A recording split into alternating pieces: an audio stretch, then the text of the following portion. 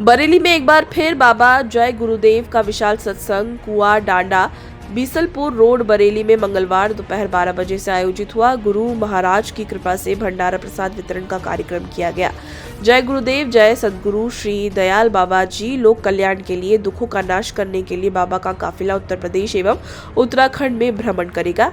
आयोजकों के मुताबिक मानव सृष्टि के अनूठे महापुरुष परम पूज्य सद्गुरु श्री दयाल जिनके प्रथम दृष्टिपात से ही जीवन से दुख, दारिद्र्य, रोग, शोक और कष्ट नष्ट होने लगते हैं और समस्त अभाव भस्म हो जाते हैं। सतगुरु श्री दयाल की महाकृपा और विशेष दया प्राप्त करके अपने जीवन की दशा और दिशा बदलने के लिए आप गुरु कृपा का लाभ उठाएं।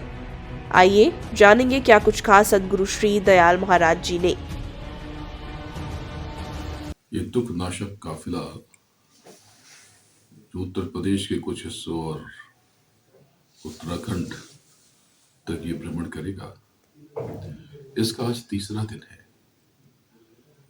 इसके पहले मुरादाबाद में 2 कार्यक्रम हुए और ये काफिला जनसैलाब के साथ चलता हुआ तब आपके बरेली शहर में पहुंचा है। दुख नाशक काफिला, ये काफिला आगे आने वाले संकटों से रक्षा के लिए, आगे आने वाली मुश्किलों से बचाव के लिए ये निकला है।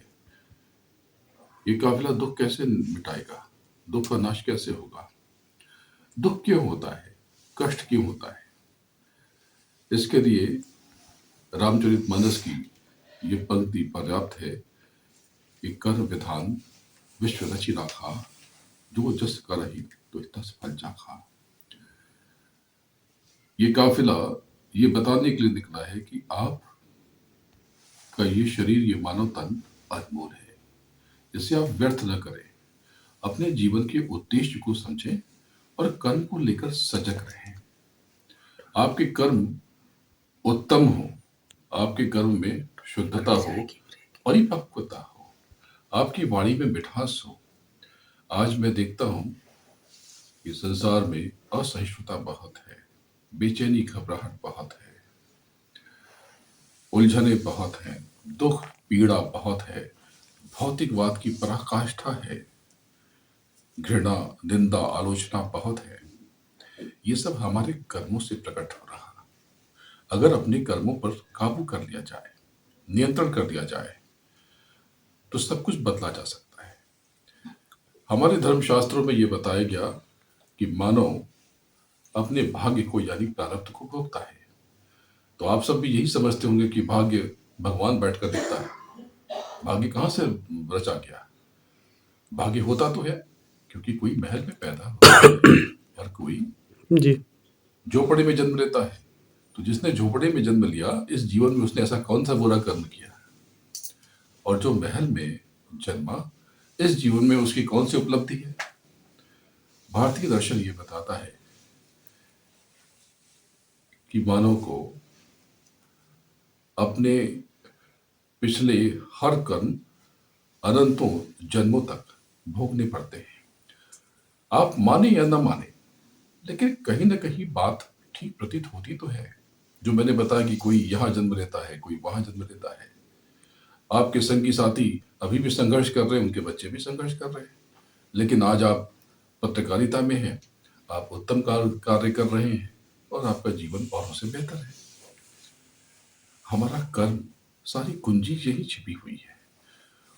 भारतीय दर्शन योग का जनक है, लेकिन बहुत अफसोस है कि हम योग को जानते ही नहीं है। हम समझते हैं कि योग का आसन है। ये बहुत असत्य धारणा है। योग की बुनियाद समझने के लिए उसके 8 अंगों को समझना पड़ेगा। कोई भी योग हो, उस योग को, उसके लक्ष्य को प्राप्त करने के लिए 8 हिस्सों का पालन अनुपालन जरूरी है। वो हिस्से क्या है? वो है यम। यम यानी संयम, नियम, नियम यानी अनुशासन, डिसिप्लिन, आसन, आसन यानी उठना बैठना, देह को ठीक रखना। ये जो योग के आसन हैं, ये अष्टांग योग का तीसरा हिस्सा है, महज तीसरा हिस्सा। और हमने इसको ही योग समझा है। गुरु जी के साथ 5 साल से जुड़ा हुआ हूँ और बाबा जी का 1984 में मैंने नामदान लिया था जय गुरुदेव से। और बाबा जी का आदेश है अभी के शाकाहारी रहने का और सबको मांस मच्छी अंडा खाने का वो बंद कर देने का बोला है। तो सदगुरु के साथ में जुड़ा हुआ हूँ। वो गांव-गांव जाके हर गली गली जाके समझाते हैं आगे आने वाला समय खराब आया है, तो इसके लिए बाबा जय गुरुदेव जी महाराज सदगुरु जी महाराज समझाते हैं। અને આજનો પ્રોગ્રામ बहुत बढ़िया रहा। लगभग 800-900 लोग हंसे। अगल का प्रोग्राम बहुत बड़ा प्रोग्राम होगा। मालिक के बारे में बताते हुए हर्ष हो रहा है कि भारत के महान संत बाबा जय गुरुदेव जी महाराज ने अपने जीवन काल में बड़ा ही लोगों का उद्धार किया और मालिक ने धर्म कर्म मानवता इंसानियत प्रेम के रास्ते पे चलना सिखाया। दुनिया के लोगों को संदेश दिया, मेरी 2 बात को मान, एक शाकाहारी हो जाओ, एक किसी बुद्धि नाशक चीज का प्रयोग मत करो जिससे बुद्धि पागल हो जाती है। और जो तुम बना सकते हो उसे तुम्हें बिगाड़ने का हक है, लेकिन जो तुम बना नहीं सकते हो उसे तुम्हें बिगाड़ने का हक नहीं। नरक भी है, स्वर्ग भी है। मालिक ने आपको पूरा अधिकार दे करके इस धरती के ऊपर जन्म दिया है और आपको कहा है आप अपनी इच्छा अनुसार जो चाहो वो कर लो, लेकिन जब जब होता पाप जमी पर, जब पाप अधिक बढ़ जाता है, नर तन का बाना धारण कर स्वयं प्रभु उतर कर आता है।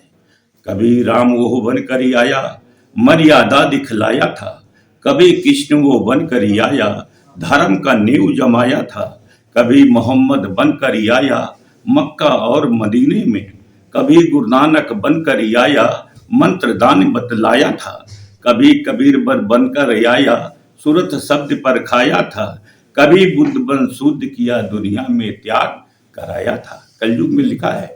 इसी तरह इस कलयुग में अकलंकी रूप में आऊंगा। अवतार 2 प्रकार के, एक कलंकी दूसरा अकलंकी।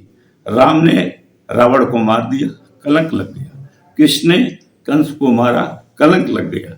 लेकिन आज तो घर घर में रावण, घर घर में कंस बैठे हुए हैं। कैसे राम राज आएगा, कैसे किस राज आएगा? इसलिए 7 रामायण में लिखा गया अकलंकी अवतार प्रभु का, अकलंकी अवतार प्रभु का कलयुग हित इशारा है, वर्तमान में कौन संत सबको पिरवल्लल करा है। 2008 से मैं बाबा जय गुरुदेव जी से जुड़ा था। उसके बाद में 2019 से मेरे को सतगुरु श्री दयाल जी महाराज मिले। तो बाबा जय गुरुदेव भी सभी जीवों को जगाने का काम करते थे और आज भी उन्हीं के रूप में सतगुरु श्री दयाल जी महाराज भी जीव जगाने का काम कर रहे हैं। मैं आपको बताना चाहूँगा कि हमारा जीवन क्या है, इसके बारे में सतगुरु श्री बताते हैं और जीव और आत्मा का भेद सतगुरु श्री दयाल जी महाराज हमें बताते हैं कि जीव क्या है और आत्मा क्या है। जो पंच भौतिक शरीर जो बनता है वो जीव है और जो हमारे को चला रही है वो आत्मा है।